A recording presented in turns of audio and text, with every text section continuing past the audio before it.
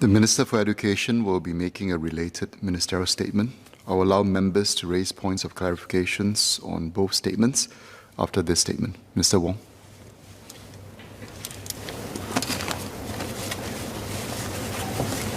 Mr. Speaker, sir, we've been fighting this virus for more than a year. From the start, we've said this is a marathon, not a sprint. Really, no one knows how long the pandemic will go on for. Vaccination is a key to ending the pandemic, but it will take a very long time to vaccinate the world. Meanwhile, the virus is not waiting for us. It is changing and mutating quickly. New variants are spreading faster than the current pace of vaccinations worldwide. These variants are more infectious and potentially more virulent and more resistant to the current vaccines. So there's still a long road ahead of us in this fight against COVID-19. We don't know how the path of the pandemic will evolve, and we must be mentally prepared for a long road ahead with many curveballs and many more twists and turns. One scenario is that the virus will never go away. It becomes endemic to the human population. We will then have to learn to live with it. At a personal level, this means we try to lead our lives as normally as we can, but manage the impact of the virus by getting vaccinated every year and taking sensible precautions. And as a country and economy, we will then continue to connect with the world to earn a living. But we set up strong border defenses, establish protocols for safe business travel, partner safe countries to open up our borders, and keep hospitalizations and fatalities as low as possible. We are not there yet, but we are planning ahead, looking at different scenarios of how the pandemic will unfold and preparing our withdrawal plans and responses. In this journey, we are bound to face some bumps and setbacks. We worked together to overcome some of these difficult challenges last year. After we exited the circuit breaker, we set out a three-phase roadmap to reopen our economy and to resume activities. We highlighted then that this reopening process was not going to be a straightforward one, and there would be potential stops and starts along the way. Because the virus has not been eradicated in our community, and new cases can leak through our borders despite our precautions and safeguards. So the more we open up and the more activities we undertake, the higher the risk of new cases breaking out in the community. So how do we manage COVID-19 and protect both lives and livelihoods under these very difficult circumstances? Several members, Mr. Yip Hon Weng, Mr. Don Wee, Mr. Alex Yam, Mr. Liang Eng Hwa, Ms. Jessica Tan, Mr. Saktiandi Supat, Mr. Leong Man Wai, and Mr. Seah Kian Peng have raised questions about our border measures. So let me provide some perspectives. One option for us is to shut our borders and minimize the flow of people into Singapore. Larger continental-sized or resource-rich countries like China, Australia, and New Zealand have taken this approach. They are able to keep things going with their own resources and people and sustain a living with their own domestic demand. But Singapore is in a completely different position. We are a little red dot fully plugged into the world, and trade and travel are our lifeblood. For us, these are not just good to have, they are existential issues. They are how, as a country, we earn a living and remain relevant to the world. In other words, we can keep our borders closed for a short time, but not over a prolonged duration. And that's why after we exited the circuit breaker last year, we also progressively lifted our travel restrictions and allowed travelers to come in, but in a controlled and safe manner. We recognized then that there would be a risk of some imported cases leaking into the community. And we had taken several steps to strengthen our precautions and safeguards. For example, we put in place a system of regular testing for those working at the checkpoints and borders. We prioritized vaccination for them and those working in our stay-home notice facilities, the hotels. So vaccination rates are now above 90% for aviation and maritime and 85% for the SHN facilities. We stepped up our testing protocols with pre-departure and on-arrival PCR tests. We tightened our SHN regime and ensured that the hotels we use for SHN have proper infection controls and security measures. We also continue to update the SHN regime to respond to the evolving public health situation here and abroad. Some members have suggested extending the SHN to 21 days. Indeed, we did so initially for the incoming construction, marine and process or CMP workers because they would be living and working in higher risk settings. So these workers would serve out 14 days in the SHN facility, followed by 7 days in the migrant worker onboarding centers. We also applied a 21-day SHN for arrivals from the few countries where the variant strains originated from, the United Kingdom, South Africa and India. But these strains are now circulating everywhere in the world. So it has increasingly become difficult to target just countries where the strains originated from. Now, I should clarify, there is still no medical evidence that the new variants have a longer incubation period. But variant or not, there is always a very small tail risk of such long incubation cases. And that's why we have moved recently to a tighter 21-day SHN regime for travelers from all higher risk countries during this period of heightened alert. Ms. Nadia Samdim asked if it's possible for vaccinated citizens and PRs who travel abroad to serve their SHN at home. At this stage, we prefer to take a more cautious approach and have all travelers from higher risk countries serve their SHN in dedicated facilities. But we will continue to review and consider options for the future, especially as we gain a better understanding of the new variants and when more of our population is vaccinated. Mr. Yip Hon Wing also asked about the business travelers who do not need to serve SHN. We have explained before that we allow a small group of such travelers for essential work reasons, and we control the risk tightly by keeping the numbers small and requiring them to adhere strictly to a controlled itinerary. We also subject them to frequent testing while they are in Singapore to ensure they are free from the virus. The scope and usage of such travel passes are subject to constant review and close monitoring to ensure they are used in a safe manner while minimizing the risk to the community.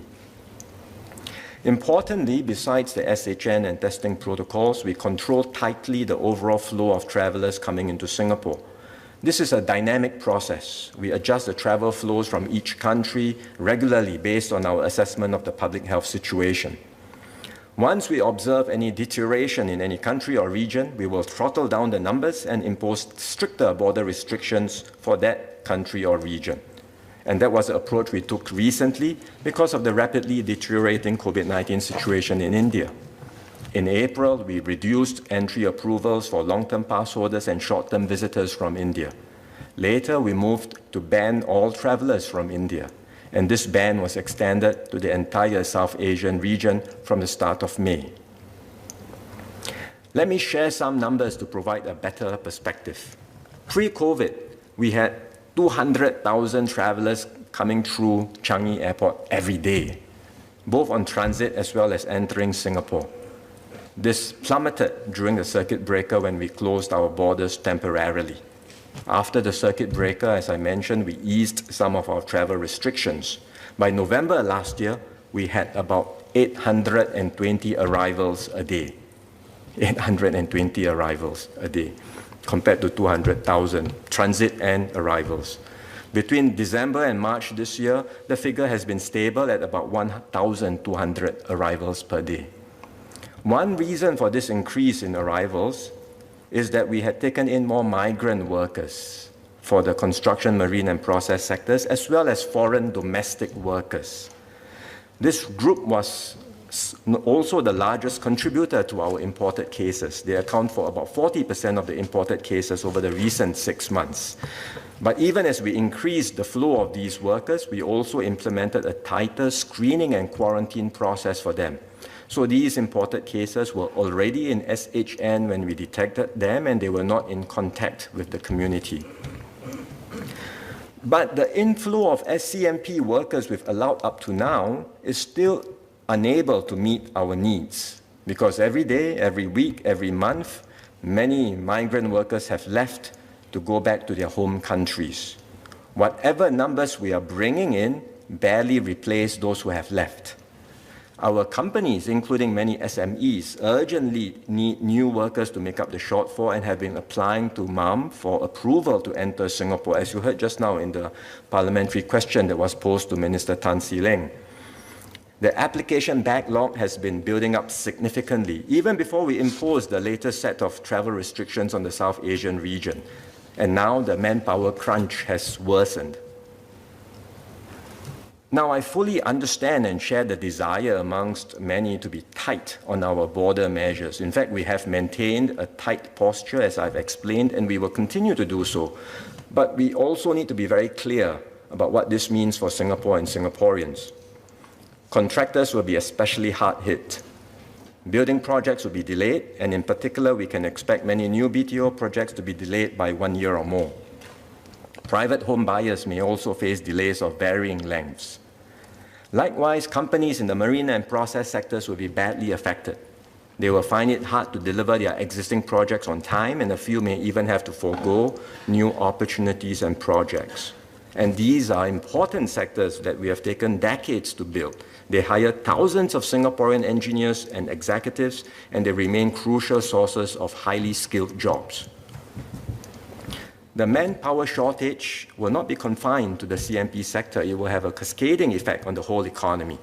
In fact, any company seeking to bring in workers from higher risk countries will now face considerable delays. The waiting time for any entry approval could be more than 6 months.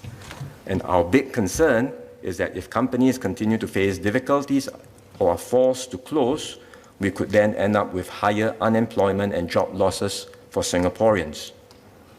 Stresses will be felt in our society too.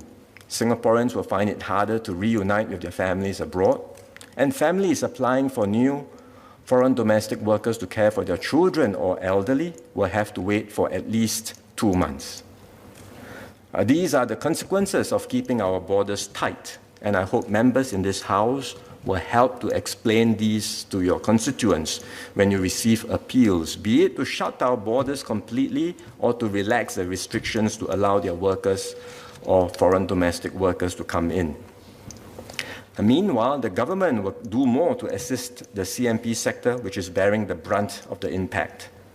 The industry has been working very hard to become more manpower lean, but this will take time, and that's why MND has set out new legislation to allow existing construction contracts to be adjusted to take into account the increase in manpower cost. We are debating that later. And as announced recently, CMP firms will receive higher foreign worker levy rebates from May to December 2021. The rebate for each work permit holder will be increased from $90 per month to $250 per month. And we will also continue to work with CMP employers to find safe ways to bring in workers to alleviate the manpower shortage. Beyond the CMP sector, as well as the aviation and tourism-related segments, there are signs of improvement in the broader economy. And barring a setback to the global economy, and provided we are able to keep the COVID-19 situation under control, we should be able to continue with our recovery trajectory. But things are very fluid, and the outlook remains uncertain. The government will continue to keep a close watch over the economic situation and consider how best to support those who need more help to adjust. At the same time, businesses will also need to be more agile and to start factoring the need to pivot plans or operating models at short notice. We will all need to learn to adapt quickly and be more nimble in this new, uncertain, and rapidly changing environment. Even with the tightest of border controls, there may still be imported cases leaking into the community. I shared earlier that countries like China and Australia have adopted a tighter border regime than us because they can afford to rely on a larger base of domestic resources and demand. But even these countries have detected cases of new variants in their communities. So we cannot just rely on border measures to keep out the virus. We also need to have a full suite of protective measures and safeguards in our community. And when a new case pops up, we move in quickly to isolate all the close contacts and ring-fence them, as we have been doing. We cast a wide net and conduct mass testing for all persons with possible exposures to the infected case, like what you see recently when we went in quickly to test everyone in the school or everyone working in the airport. And thus, we try our best to prevent large clusters and outbreaks from happening. Despite these efforts, there will be a few occasions when we will need more general movement restrictions. For example, with the recent Tan Tock Seng Hospital cluster, the transmission was detected sometime after the virus was introduced into the ward. We've tested all the hospital staff, patients, as well as visitors, and tried to ring-fence the cluster. But we could not be sure if there were still hidden cases out there in the community. And that's why we decided to tighten the overall rules preemptively to reduce our movement and social contacts more generally, so that we can reduce the risk of transmission and curb any further spread of the virus. I recognize that these measures pose considerable inconvenience to all Singaporeans. As Minister Gan said just now, there are several public holidays coming up in the month of May. Many activities and plans have had to be adjusted. I know in particular this must be very disappointing for our Malay Muslim community, having to observe these strict rules during Hari Raya and to curtail your normal family visits for a second year. Likewise for the Buddhist community during Vesak Day. I hope everyone understands why the latest measures are necessary, and I thank everyone for taking them in your stride, and I seek your cooperation to abide by them, not just with the letter of the law, but also the spirit of it. I think it's very important for us to understand that we are now on the knife's edge, and our community cases can go either way over the next few weeks. We have a chance of getting things under control by the end of the month. But as we know from experience, it only takes one lapse or one irresponsible action for an infection to spread. And that infection may end up being a super spreader event in the community. So let's all do our part, work from home, cut back on social activities and interactions, and stay home as much as possible during this period. This is not the first time we've had to deal with spikes in community cases, but compared to a year ago, our capabilities have significantly strengthened. Our testing capacity is much larger. We tested about 35,000 swabs per day in the past week and have the lab capacity to test up to 73,000 per day or even more with pooled testing. Trace together and safe entry are now more pervasive, which means we can contact trace and ring-fence cases more quickly. We are also regularly testing persons in higher risk settings and undertaking surveillance testing for symptomatic individuals, which was how we uncovered many of the cases reported over the recent days. Importantly, vaccination is a major game changer. We haven't vaccinated everyone yet, but we have covered most of our older population as well as our healthcare and frontline workers at the air and seaports and our SHN hotels and dormitories. This puts us in a much safer position.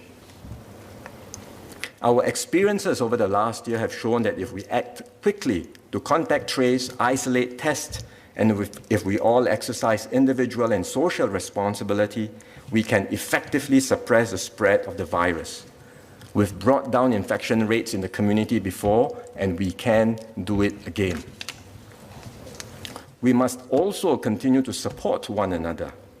Many have been fighting COVID-19 for more than a year. For example, our healthcare professionals testing, vaccinating, and treating patients, our contact tracing teams, our public officers across multiple government agencies, our safe distancing ambassadors and enforcement officers, and many, many more serving on the front line. It has been very tough for all of them. So to them, we say, thank you, keep your spirits up, and all of us are behind you every step of the way.